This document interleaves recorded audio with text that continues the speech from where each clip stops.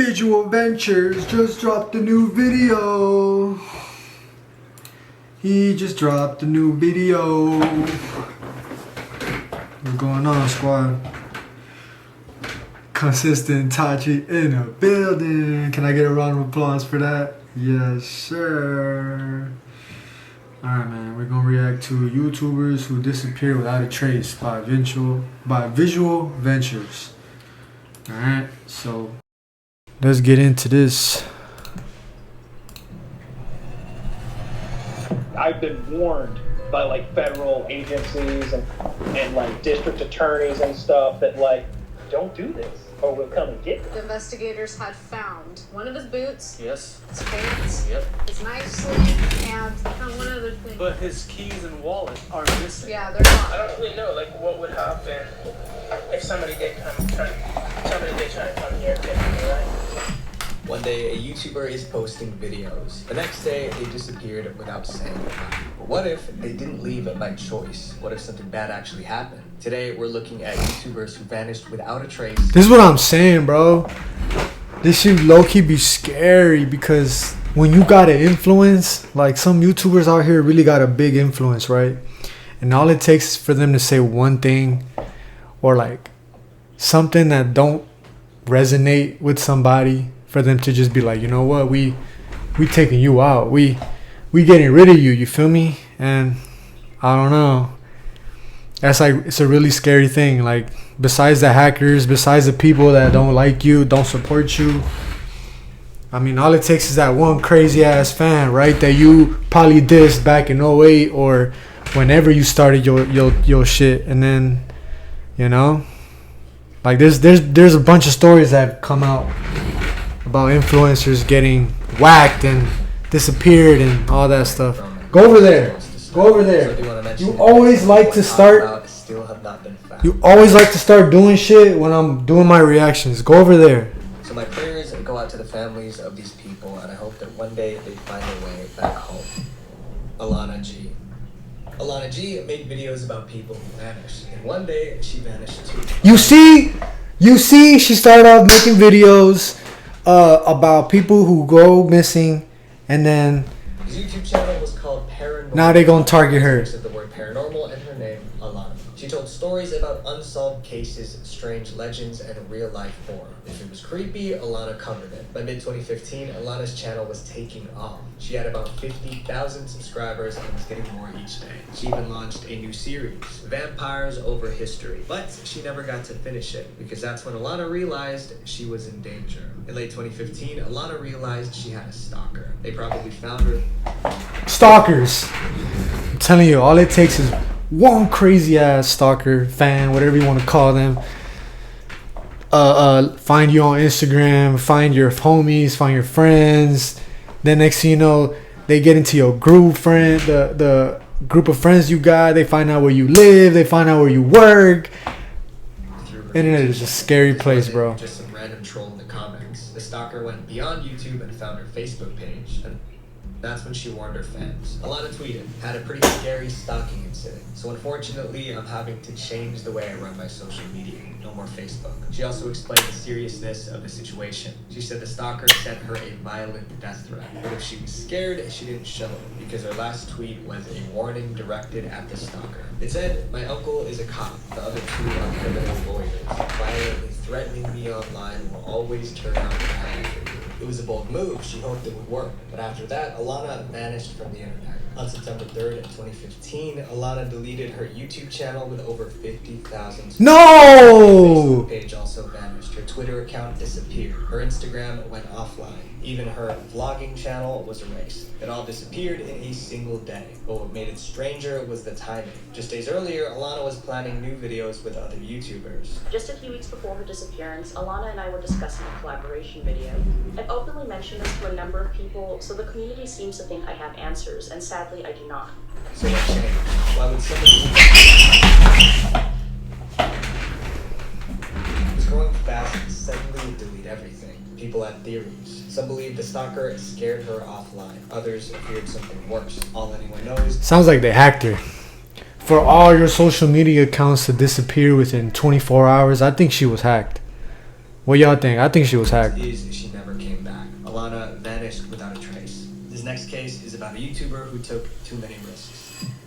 Nicholas Sonderegger.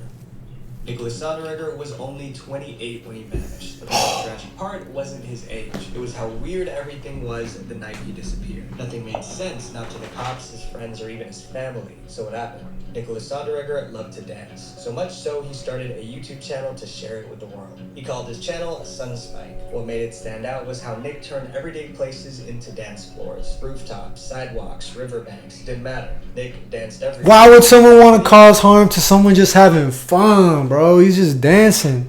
So-called Dancing with Cows. By 2017, Nick posted 79 videos. He had less than 3,000 subscribers, but they loved him. Nick looked carefree when he danced on camera, but off camera, his life was starting to unravel. Around 2017, Nick lived in San Diego with his best friend Austin. Although they had big dreams, they had almost no money. Then they got evicted from their San Diego home, but instead of giving up, they made a bold move. They packed up and moved to one of the strangest places in California, Right. Salton Sea. It's a place many call a toxic nightmare. People abandoned the area because the air was contaminated with dust and gas that caused health problems. By the time Nick and Austin arrived, it was nearly abandoned, filled with old trailers, broken buildings, and silence. He didn't rent a place to sleep nearby. They just slept in tents or stayed in whatever old trailer they could find. But Nick never gave up on dancing. He even discovered an abandoned compound and wanted to turn it into a space for dancers. And then tragedy struck. It was around 2 a.m., September 7th, 2018. Nick and Austin were inside their tent in Salton Sea trying to get some sleep. Then they heard a scream. They were hanging out and doing whatever they were doing, and they heard a scream that sounded like it was coming from the other side of town, which this is a really tiny town. The Salton Sea wasn't exactly safe at night, but since they both heard the scream, they talked about what to do. Maybe someone needed help. Austin suggested they stay put. Nick agreed. At least, Austin thought Nick agreed. Yeah. Austin turned around and went to sleep. He didn't know it would be the last time he ever saw Nick. When Austin... I mean, if you're moving to a place for a better life, that's one thing, but I mean, he moved to a place that doesn't really have a big population. So I don't know if he thought about that first before he did that. Because moving to a place with low to no population, I mean, it's the same.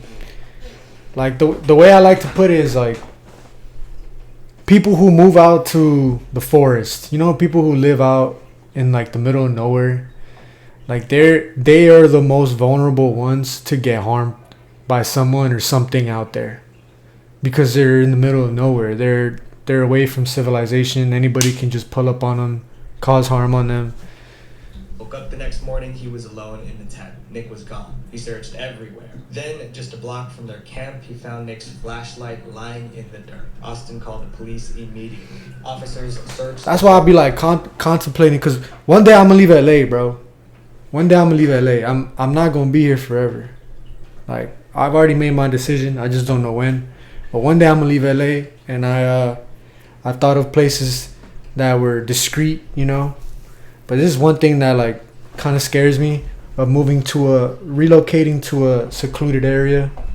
What they found only made things more confusing. Because I like my peace. Found one of his boots, Yes. his pants, Yep. his knife sleeve, and they found one other thing. But his keys and wallet are missing. Yeah, they're gone. In other words, Nick's belongings were scattered in different spots, not in a pile, just spread out. And then there was the boot. Why was only one boot found? Where was the other one? A few days later, on September 12th, a missing person report was filed. And then things got even weirder. A few days after Nick vanished, Austin returned to an area he already searched. But this time, something new was there. Nick's shirt and hat were just lying on the ground.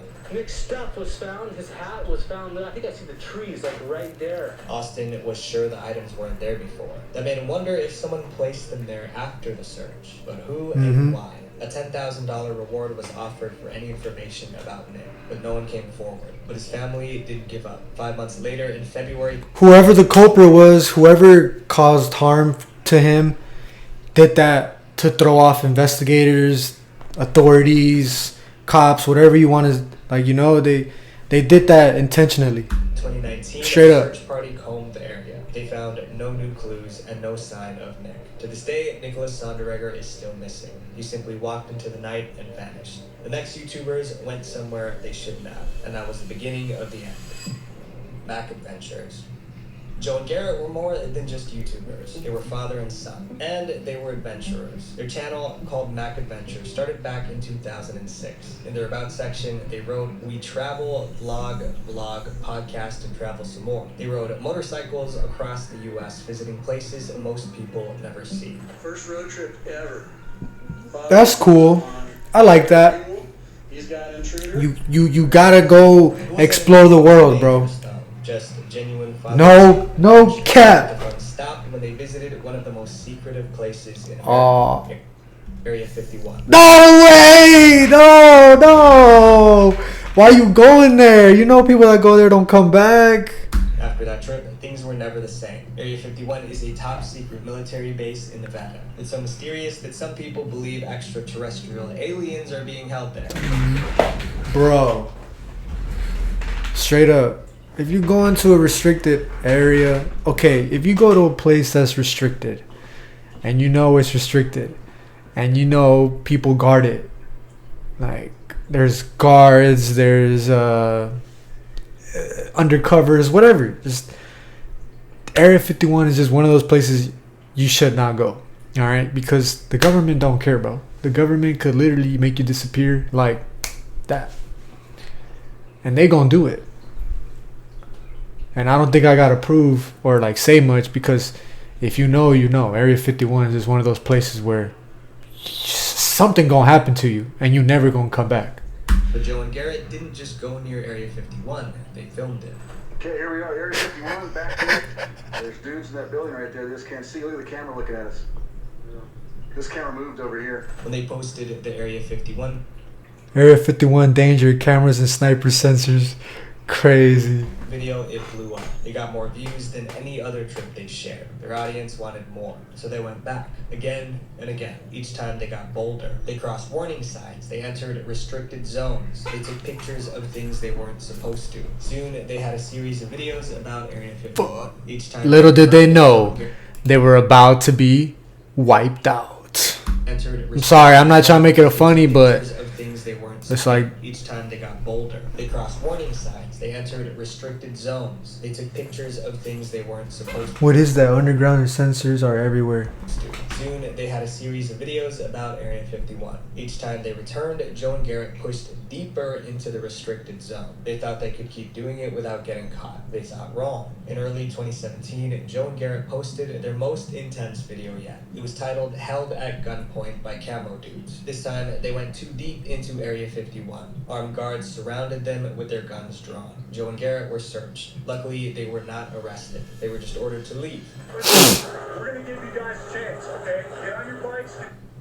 The video ended with Joe and Garrett riding away. The mood of Damn, the life, the chance of a lifetime. adventure. Because normally, if you go into a place like this, they gonna strip you. They gonna see what you got, and then eventually, they either gonna give you a ticket, or they're gonna fine you, give you a ticket, or you just not gonna come back. Like they really got lucky, but It felt like real danger. Not long after that video, Mac Adventures went completely silent. They stopped posting on YouTube. Damn. Replying to fan messages. Their other social media accounts went dormant. Wait, hold up, what do you say? Long after that video, Mac Adventures went completely silent. They stopped posting on YouTube. They stopped replying to fan messages. Their other social media accounts went dormant. Other YouTubers started talking about it, calling it the case of YouTubers who disappeared after being held at Area 51. Some believed they were warned to stop filming. Others thought they were secretly arrested. Years passed with no updates. Then 3 years later, they reappeared. Garrett posted a short video called the Pops and I are live. He wanted to reassure subscribers that they were okay. But after that video, they vanished again. And it's been 5 years since they made a YouTube video. This next case involves an investigation. Damn, what y'all think happened? Hey. I think if you know, you know. That's if you know, you know. Stay away from government shit, bro. For murder. Stay away from government stuff. Kyle Myers launched FPS Russia in 2010, and his videos were hard to forget. Hello, my friends. It's FPS Russia again. Kyle filmed himself testing real guns and explosives. These weren't just any weapons. They were And YouTube let you post it? Cause I know if I post a clip of me, bang, bang, bang, they gon' flag my shit, bro. Sophisticated and powerful. To make it more entertaining, he played a character named Dimitri. It would be Dimitri too. Dimitri is such like a character name. Like it's such a default like character from Russia. Dimitri was supposed to be Russian. Kyle used a Russian accent in every video. So I had a lot of fun today showing you guys the 3 different weapon classes. It was dangerous, but that was part of the appeal. By 2012, FPS Russia was one of the fastest growing channels on YouTube. Kyle was the face of the channel, but there was someone else behind the scenes making it all possible, and that man was about to lose his life. Keith Ratliff was Kyle's business partner. More importantly, he was the guy who got the weapons for the YouTube videos. Keith was able to get the weapons because he had a federal firearms license. Okay. The channel couldn't have used that kind of gear because those powerful weapons were illegal for private purchase in the US without that special license. Keith also owned a gun store and sometimes helped plan the videos. And one day, he was gone. W homie. W homie, helping him on his journey. That's all I need, man. That's all you need, man. You just need one good homie, bro, to put you on or at least help you along your journey. Keith Ratcliffe was found lifeless in his office. No. They observed what they believe a white male had went, and he was inside his office. And at this time, it is still an ongoing case. There were no signs of forced entry. Also, the office was filled with guns, but Keith didn't use any to defend himself. Considering this, police believe the person who took Keith's life was someone he trusted. He probably let them in. Somebody on the inside. Not knowing what was coming. The mystery led to a flood of conspiracy theories. Some in the comment section even pointed fingers at Kyle, even though there was no proof. The case was never solved. But once Keith was gone, FPS Russia started to fall apart. About a month after the incident, Kyle returned to YouTube. And we're back in action. So as many of you know, we lost a member of the team about a month ago, but I felt like it was time to get back into the swing of things. Kyle tried to keep the channel going, but things were about to get bumpy. About a month after the channel resumed, federal agents raided Kyle's home where he filmed his YouTube videos. They suspected he was using explosives without the right paperwork. Kyle was never charged, but the message was clear. The authorities were watching him. After that, Kyle took No shit. When he returned, the momentum was gone. Old fans drifted away. YouTube's new rules. Of course they're gonna be watching. Monetize this kind of content. In April 2016, Kyle released what would be his final video. He was reviewing flamethrowers. After that, Kyle disappeared from YouTube. But a year later, he made headlines again, and not for a good reason. Kyle was arrested on substance-related charges. He was facing 25 years in jail, but he took a plea deal. In 2019, he served 2 months behind bars and paid a $7,500 fine. But for him, the real punishment came after. For real? Felon, Kyle could no longer Hold on. from YouTube, but he said this kind of content. In April 2016, Kyle released what would be his final video. He was reviewing flamethrowers. After that, Kyle disappeared from YouTube. But a year later, he made headlines again, and not for a good reason. Kyle was arrested on substance-related charges. He was facing 25 years in jail, but he took a plea deal. Fuck. In 2019, he served 2 months behind bars and paid a $7,500 fine. But for him, the real punishment came after. As a convicted felon, Kyle could no longer legally own firearms in the US. And since FPS Russia was all about firearms, that meant it's he couldn't over. make any more videos. FPS Russia still exists with more than 6 million subscribers Damn. and over 100 videos. But nothing new has come out in years. The cops never found out who took Keith's life. But many fans believe that if Keith were still alive, the channel would be too. In this next case, the YouTuber was playing with danger so much that it finally caught up with him. Elliot Eastman. In 2023, Elliot Eastman left Vermont and moved to the Philippines. Then he started a YouTube channel to document Hey, passport, bro. living abroad. He looked happy, but he didn't realize his videos were putting him at He's a risk. passport, bro, fellas. Was where he They out there. videos. During his travels in the Philippines, Elliot ended up in a Believe it or not, the Philippines is a really like affordable and cheap place to live at. A lot of people, a lot of influencers and a lot of people say that going to the Philippines is probably one of the most peaceful and most like calm places you can go to. Like it has a good like government. They take care of the city. It's affordable. It's cheap. Like a lot of people moved there and said they've been happy ever since. Didn't realize his videos were putting him at risk. The first problem was where he was filming. Cause being in the United States, bro, it's expensive. It's expensive. I don't blame them if they move to a whole ass new country just to save on money, bro. It's expensive out here. Videos. During his travels in the Philippines, Elliot ended up in a coastal town called Cebuco. That's where he filmed most of his YouTube videos. But although Cebuco it looked peaceful, it was actually dangerous. Cebuco was deep in what travelers call the red zone. It was a high-risk area in the southern Philippines known for kidnappings and armed attacks. No way. In the past 10 years, about 40 Westerners have been kidnapped from the red zone. The U.S. government repeatedly warned Americans not to go there. But Elliot ignored that warning. He didn't just live in Cebuco. Of course he ignored it. Elliot filmed himself doing everyday stuff, like swimming in the ocean and cooking.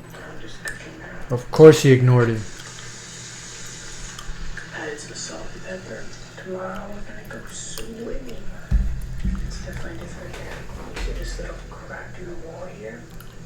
Because the red zone was so dangerous, Elliot was the first foreigner to live there in a long time. Just being there made him a target, but what Elliot did next made things worse. Oh God, bro, you stood out like a sore thumb, bro. You stood out, man. Because the red zone was so dangerous, Elliot was the first Like everybody there sees that you American straight up, and foreigner to live there in a long time. Just being there made him a target, but what Nah. Elliot did next made things worse. On YouTube, Elliot asked viewers to send him PayPal donations to support his lifestyle. But that wasn't all. He also started a money lending business. He lent money to locals and they paid him back with 20% interest. But Elliot didn't keep it private. He talked about the profits he was making right on YouTube. okay. The guy we lent money to, he returned our money. We lent him $21,400 and he came back with $23,500. So, Okay. People in Cebuco were watching. They saw how much he was making, and that's when the warnings began. Locals began warning Elliot's family. They said people were planning to kidnap him. people coming here to tell my family that I would have left, bro. If people coming up to me, I'm in a foreign country. I don't know the environment. These people have been living here for years, bro. I'm leaving. I'm leaving, man. I'm not sticking around. What?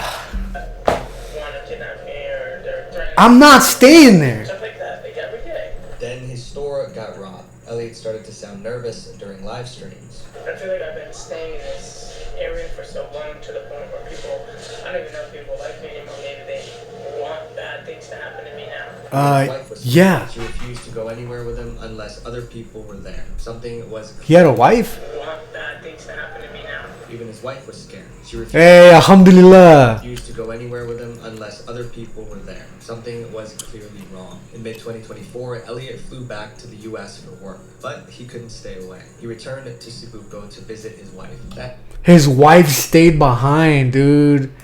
Nah, man, you should have took her back, dude. For work, but he couldn't stay away. He returned to Cebuco to visit his wife. That choice would be his last. I fucking knew it, man. On October 17th, Elliot went live in a video from Cebuco. It sounded like he wanted to move out of Cebuco permanently. Maybe some criminals were watching his live streams, because a few hours later, 4 men in fake police uniforms stormed his house. They were armed. Elliot tried to fight them off. Shots were fired. He was injured. They kidnapped Elliot and dragged him to a speedboat and sped off. Elliot's wife saw the whole thing happen. She called the police immediately. And somehow, they tracked down the kidnappers. But Elliot wasn't with them. One kidnapper later explained what happened. He said Elliot was hurt during the kidnapping, and he passed away on the speedboat. Since they couldn't demand ransom anymore, they dumped his body in the ocean. Wow. The coastline, but Elliot's body was never recovered. Wow. Elliot found love and adventure in the Philippines, but in the end, it cost him his Wow. You should have took your wife back, bro. You should have never stayed there.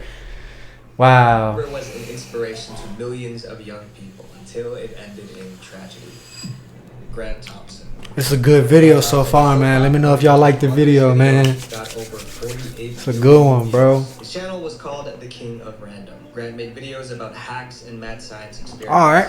What's up, guys? Welcome back to Lab. DIYer? I can appreciate that. His biggest hits was a tutorial on how to make gummy candy.